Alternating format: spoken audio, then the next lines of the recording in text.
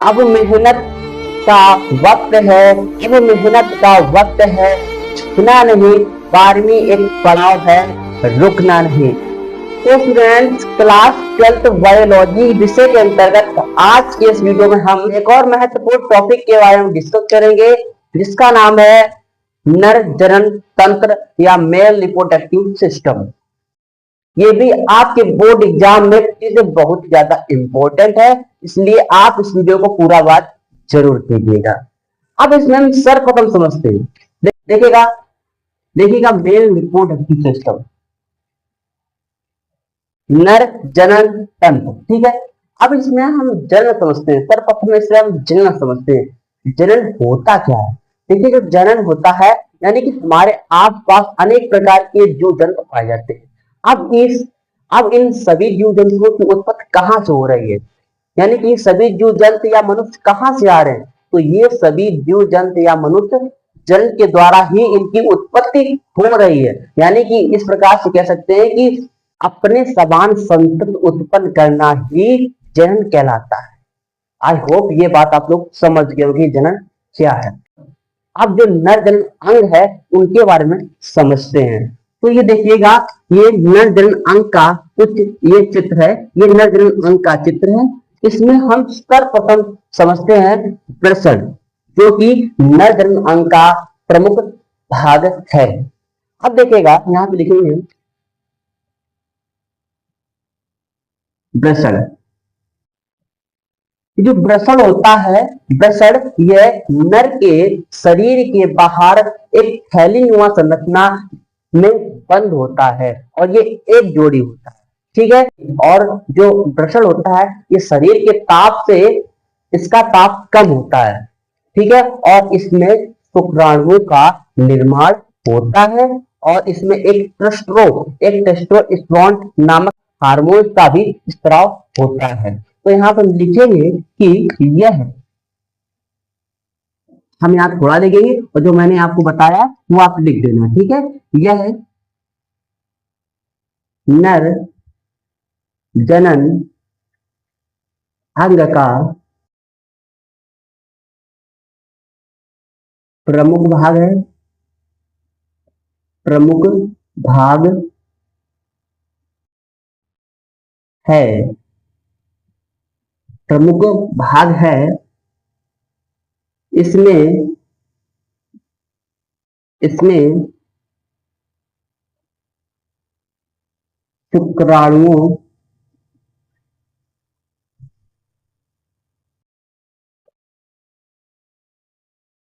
का निर्माण होता है।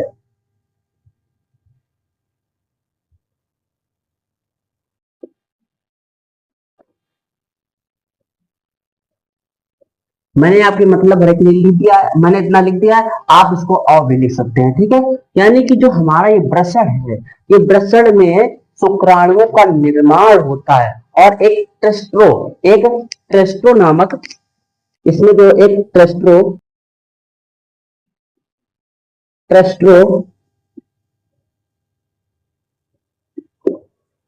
स्ट्रॉन नामक हार्मोन का स्त्राव होता है इसी वृषण में, ठीक है। तो वृषण का कार्य ये हुआ, ठीक है। अब देखिएगा, इसके बाद हम पढ़ते हैं अधिवृषण। अधिवृषण क्या होता है? अधिवृषण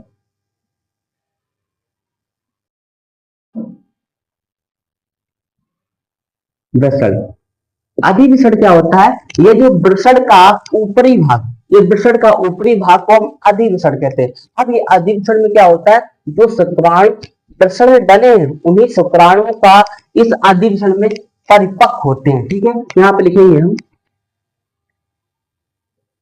अधिवृषण में, अधिवृषण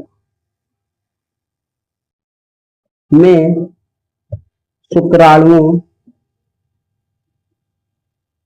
शुक्राणुओं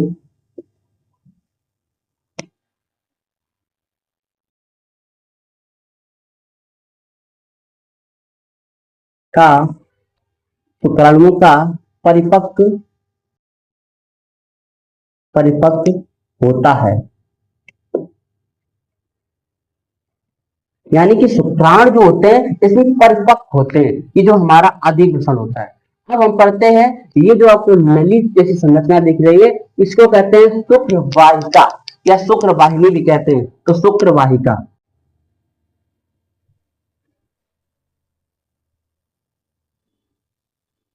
शुक्र वाहिका क्या होती है, यानी कि जो हमारे शुक्राणु इस वृषण में बने, जो हमारे शुक्राणु इस वृषण में बने और वृषण से अधिवृषण में इनका परिपक्व हुआ। अब इस परिपक्व होने के बाद जो शुक्राणु है इस नली के द्वारा शुक्राशय तक पहुंचते हैं। तो यहाँ पे लिखेंगे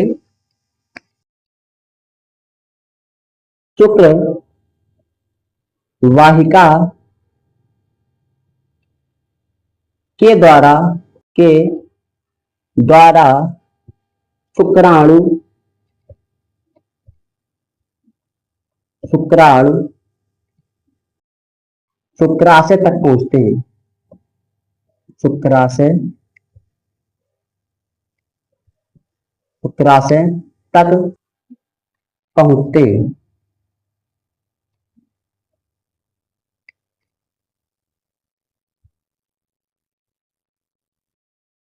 यानी जो हमारे शुक्राणु होते हैं वो शुक्राणु इस अधिवृषण से होकर इस शुक्राशय तक पहुंचते हैं। अब शुक्राशय क्या होता है, शुक्राशय को पढ़ते हैं। शुक्राशय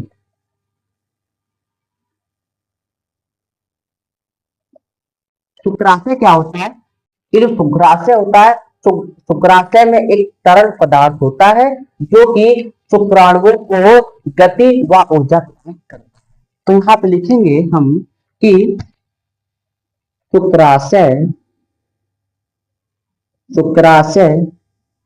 में एक तरल पदार्थ होता है, एक तरल पदार्थ होता है जो शुक्राणुओं को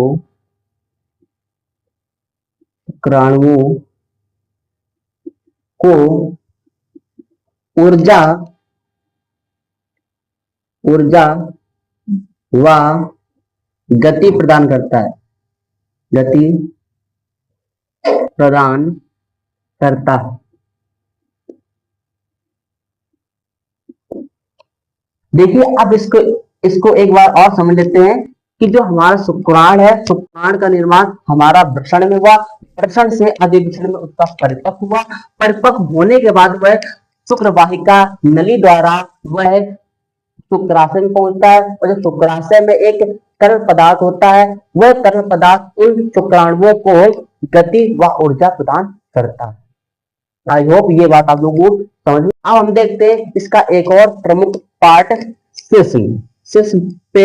पेनिस। शिश्न क्या होता है,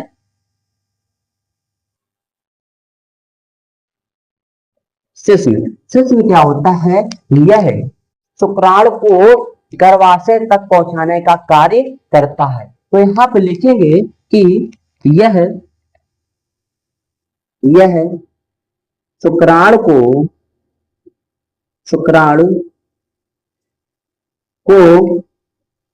गर्भाशय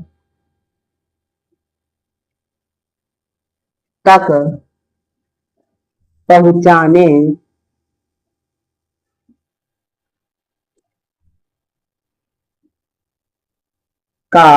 पहुंचाने का कार्य करता है और ये इसका आकार बेलनाकार होता है, ये भी आप लोग लिख लेना, ठीक है। तो यानी जो हमारा जो शिश्न का कार्य होता है वो हमारा एक तो शिश्न के दो कार्य होते हैं, एक तो शिश्न के द्वारा हम अपना मूत्र त्याग करते हैं और दूसरा कार्य होता है कि इससे हम इसी से जनन करते हैं।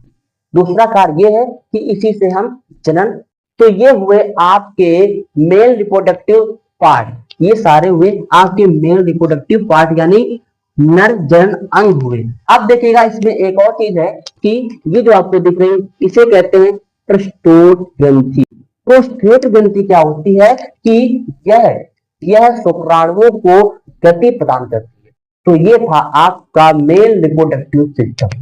ठीक है, मैंने आप सभी को सारा मेल रिप्रोडक्टिव सिस्टम बता दिया। ये आपके 5 अंकों में पूछे जाने वाला, ये आपका 5 अंकों में पूछे जाने वाला प्रश्न है, इसलिए आपके प्रश्न को तैयार कर लीजिएगा। ठीक है, मैंने आसान से आसान शब्दों में आपको बताने का प्रयास किया हूं, और मिलते हैं अगले नेक्स्ट वीडियो में ऐसे ही टॉपिक के साथ। तब तक के लिए जय हिंद, वंदे मातरम।